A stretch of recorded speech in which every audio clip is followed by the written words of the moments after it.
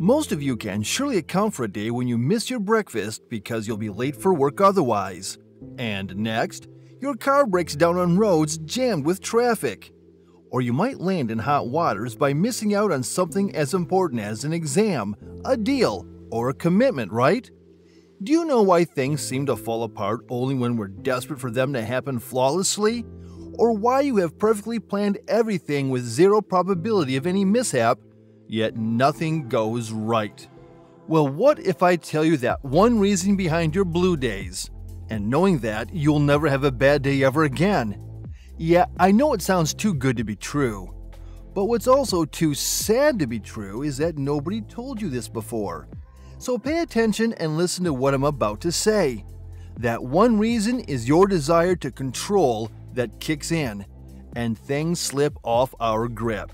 Today you'll learn exactly why things go wrong when you want everything in control. It has a name. It's called the paradox of control. Watch this video till the end, without even blinking your eyes, to learn how your extreme urge to control things can actually lead you to lose control over them.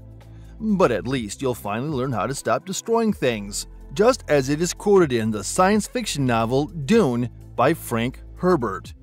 He who can destroy a thing can control a thing. What is the control paradox? We've all been told that if we control every single bit of our lives, we'll hit the jackpot of success. But hold on a sec, that's not always the case. I hate breaking it to you, but in fact, trying too hard to control stuff can often flip the script on us. And that's what the control paradox is. It's the phenomenon where the more we try to control something or someone, the less control we actually have. So let's ditch the whole strict and controlled life concept we've been spoon-fed. If you're thinking, is this for real, or was my whole childhood just one big fib? Well, science is here to back us up, my friend. Try the famous white bear experiment.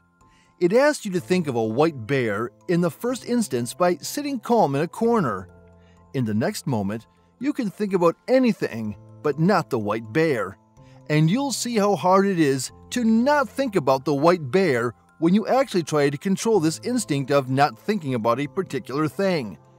You see, trying to keep a lid on those impulses early on might sound like a smart move, but it doesn't always pan out in the long run. It's like our desire for control can sneak up on us and surprise us with some unexpected twists, just like this whole control paradox thing. It's a real-life example of why going all in on control can sometimes backfire and give us a curveball we never saw coming. Why does the control paradox occur? So why does this whole control paradox thing even happen? It's not a random coincidence. There's some deep psychology behind it. One of the biggest reasons is that our need for control often comes from fear. We're scared of the unknown, afraid of failing, or terrified of losing something important to us. And when we're in that fear zone, we start clamping down on everything around us, thinking it'll make us feel safer. Now, there's this psychological theory called the psychological reactance theory.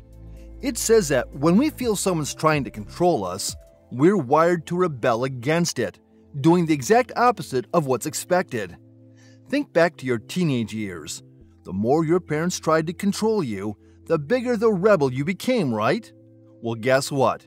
When you're trying to control stuff, you're like your parents back in the day. How's that for irony? It's frustrating and tiring. Now, let's talk about micromanaging, that thing we love to overdo. Remember Mark Zuckerberg's character in The Social Network?